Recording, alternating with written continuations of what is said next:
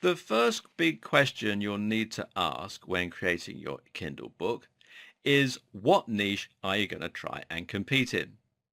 This is actually one of the most important decisions you'll make in the entire process, as it will determine the audience for your ebook, the marketing options available to you, the amount of competition, and much more. If you don't choose your niche carefully, then you'll end up making a lot more work for yourself when it comes to promotion. And in the worst case scenario, you may even limit the size of your potential audience to such an extent that it's hard to make much money at all. Now, let's look at how you can ensure you get this bit right. If you have aspirations to be the next J.K. Rowling, then you might be tempted to make your book a fiction book.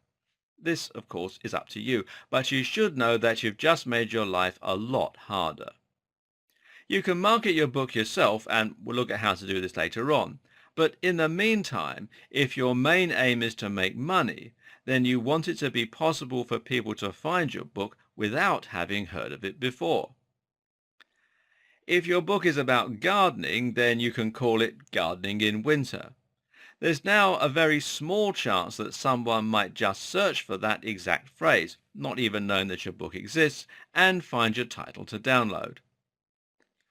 But on the other hand, if your book is about wizards and it's called The Majestic Journey of Mr. Darkshadow, then people aren't likely to search for that title unless they happen to know about your book and they've read lots of good reviews.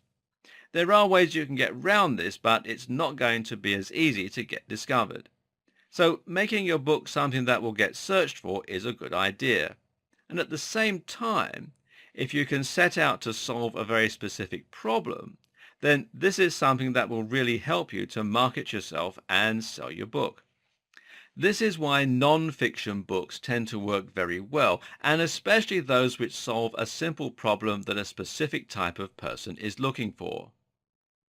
Think about the problem you're going to solve and think about the key phrase your book is automatically going to lend itself to.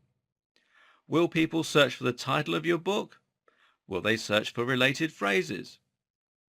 But now you have another question.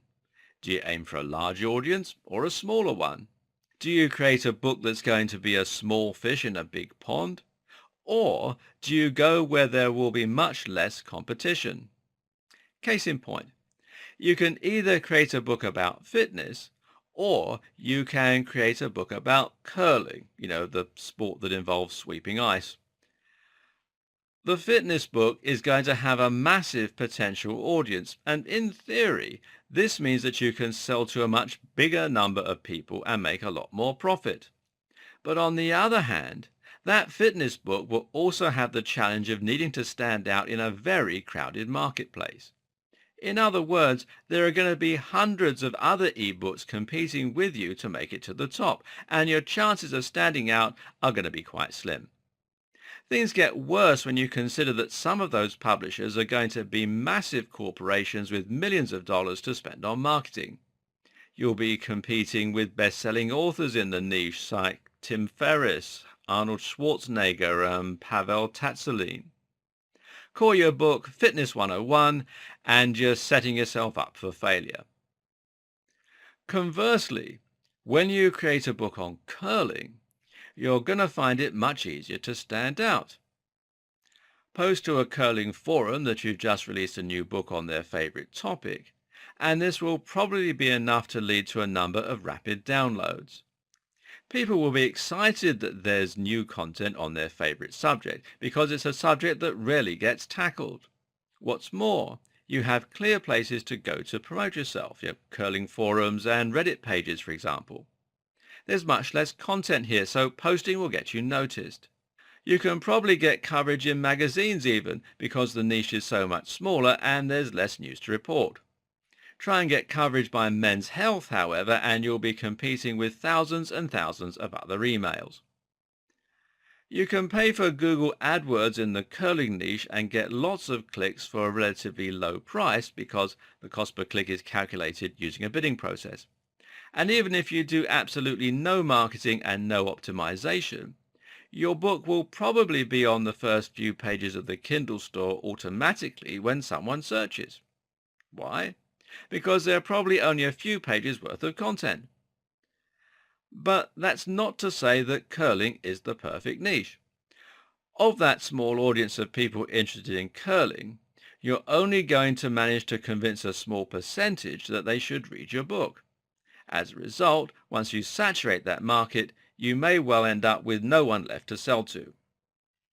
Another problem with the curling niche is that you're not going to change people's lives. You might be wondering why that would matter, but think of it this way. The reason that most internet marketers choose niches like make money online, fitness and dating is because those niches very genuinely could change someone's life. Being in better shape and feeling more confident as a result, having less body fat, being more successful with the opposite sex and earning more money, these are all things that are highly motivating. These are universal goals that almost all of us can, at least appreciate, and that makes your book much easier to sell. Better yet, if your book promises to make someone money, then in theory that expense could be an investment.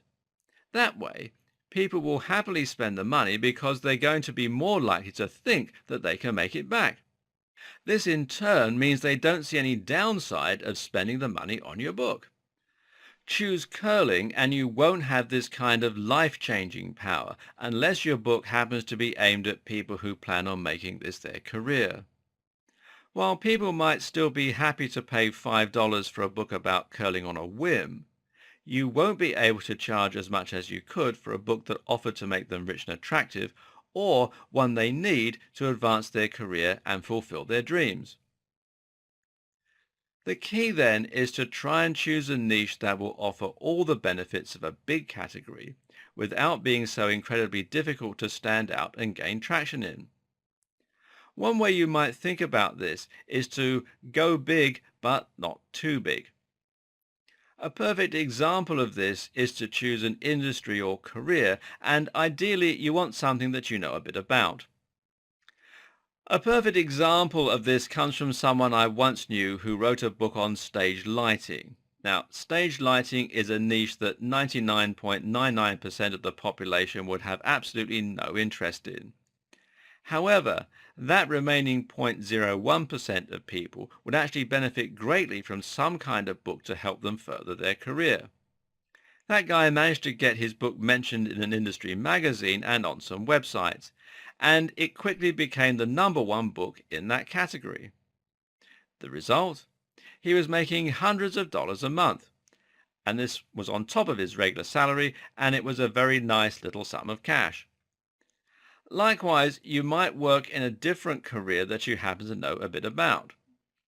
Or perhaps you can use your internet marketing skills and hone them in on one specific career or subject. For example, how about teaching a counselor how to set up their own website and promote it online? Or how about doing the exact same thing for personal trainers, for people who want to sell homemade jewelry on Etsy, for people who want a career in photography? You get the picture. You should, of course, research the niche that you intend to go into as well. Don't dive straight in assuming that there won't be that much competition, as this can be a big mistake. Instead, make sure to actually do a few searches and to find out for certain whether or not there are lots of other books out there. Likewise, do some research as to the other routes to market that you can use to promote yourself. Another tip is to think about the contacts and opportunities that you already have available to you. Almost all of us know people in some kind of important position, and almost all of us have got some useful contacts or experience. In other words, if you happen to have been a #1 trader for a big firm, then that gives you a lot of reason to write a book about trading. Not only are you going to have lots of useful information to bring to the subject, writing what you know about is always a good idea, but you're also going to have contacts within your previous organization, you're going to have contacts with relevant industry magazines and so on that you can use. Likewise, if you just so happen to be best friends with the editor of Gardening Monthly, then that's a very good reason to consider making a book about gardening. Another option is to approach a large niche, but to find your own corner of that niche and your own way to make it your own.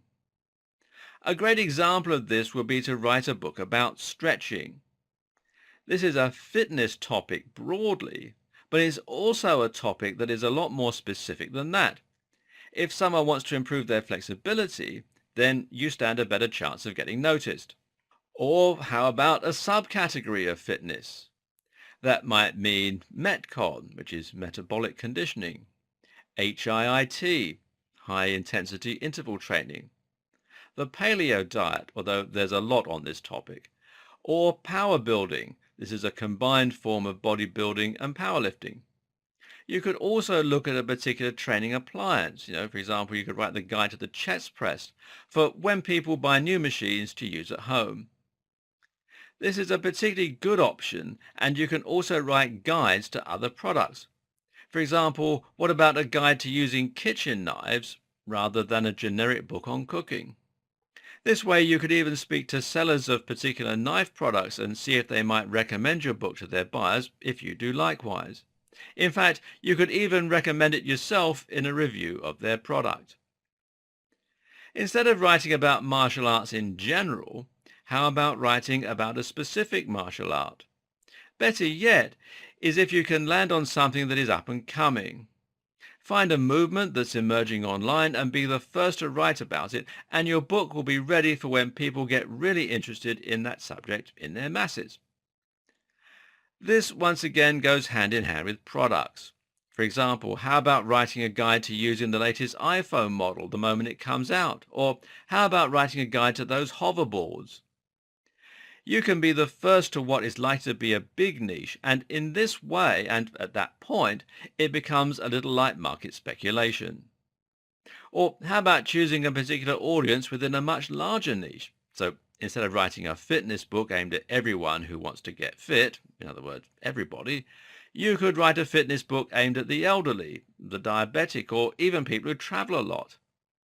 In all these ways, you're finding niches that have a broad, universal appeal, but also might be easier to rank in for the search results.